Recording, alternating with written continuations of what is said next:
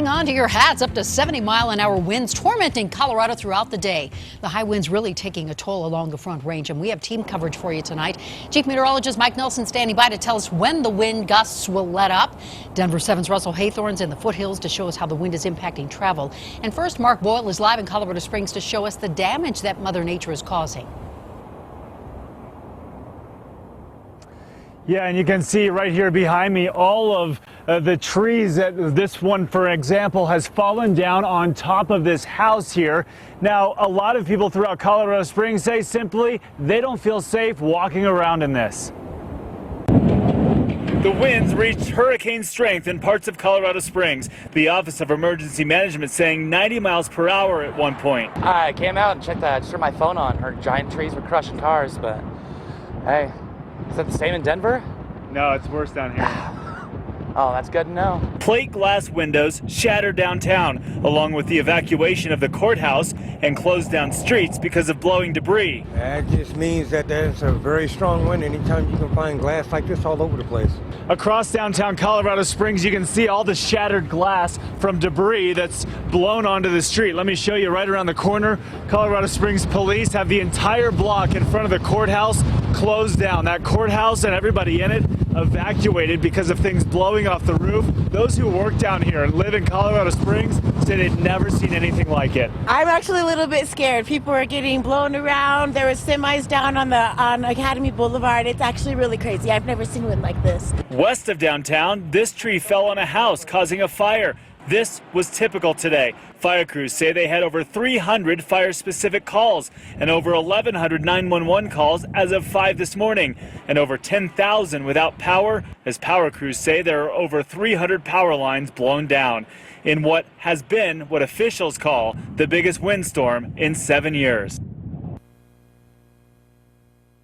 And transportation officials here in Colorado Springs say that 200,000 riders every day left on the sidewalk with no rides because they shut that down when CDOT brought the oversized vehicles ban on the highways into place today. We're told they might be back on the roads tonight, though, and back up and running. As for all the debris like this right here, could be weeks before it's all cleaned up. Live in Colorado Springs, Mark Boyle, Denver 7. Thank you, Mark. Now back to the winds. It's making travel difficult on our roads, especially if you're along the foothills.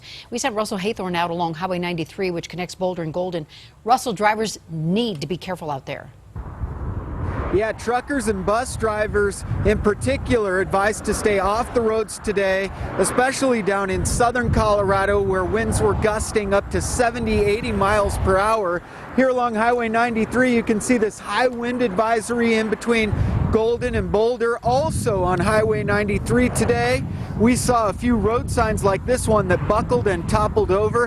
High winds were a threat to lightweight roofing at gas stations and other businesses today. And take a look at this photo from south of Colorado Springs. A truck blown over by the wind. In fact, trucks and commercial vehicles were prohibited on I-25 south of the Springs all the way to New Mexico.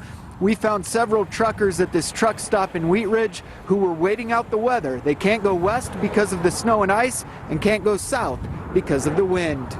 It's not really too safe out there right now for us truckers. Wind's real bad, especially if you're real light. It's easier for the wind to blow you over. Our company usually says if you're under 21,000 pounds, then you're considered a light load. Along the foothills, the winds gusting, even making it difficult to stand up today. The silver lining in all of this, these winds helping things to dry out after the deep freeze last week. Most of the major thoroughfares like Highway 93 are dry. In Golden, Russell Haythorne, Denver 7. Thank you, Russell. Of course, you're probably wondering when these winds will let up. Well, Chief Meteorologist Mike Nelson is here. He has all the answers and your first alert forecast, Mike. They're already starting to subside a bit. The strongest of the winds were earlier today, anywhere from 100 miles per hour at Cheyenne Mountain down to the Springs to 53 miles per hour at DIA. Now, at the present time, those winds continue to gradually lighten up. The high wind warning has been dropped for the Denver area. It continues for the Springs down to Trinidad. Winter storm warnings continue in the mountains. The snow is primarily staying up there. The down-sloping westerly winds warm up and dry out. Look at these current temperatures, 50s, even 60s on the eastern plains, 20s and 30s in the mountains. So tonight, winds lessen along the Front Range. The heavy snow does continue in the mountains, and we have some more wild western weather coming up this week. All right, thanks, Mike. Now, strong wind gusts tore apart a barn in Berthoud.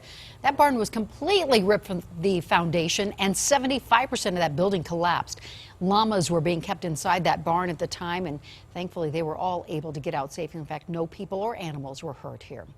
The wind made it difficult for firefighters, though, to get a house fire under control. This happened overnight in Arvada.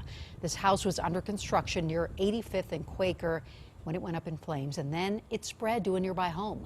Officials say there were 2 people inside that house, and they were able to get out safely. Firefighters worked quickly to put out this small grass fire just west of Superior off Marshall Road near South 66th Street. This happened just a few hours ago. It's unclear what sparked those flames. And now we have this commuter alert for you. I-70 near Gypsum on the west slope. It just reopened in both directions after a tanker crashed this morning. And look at this spill, leaking nearly 5,000 gallons of fuel onto the road.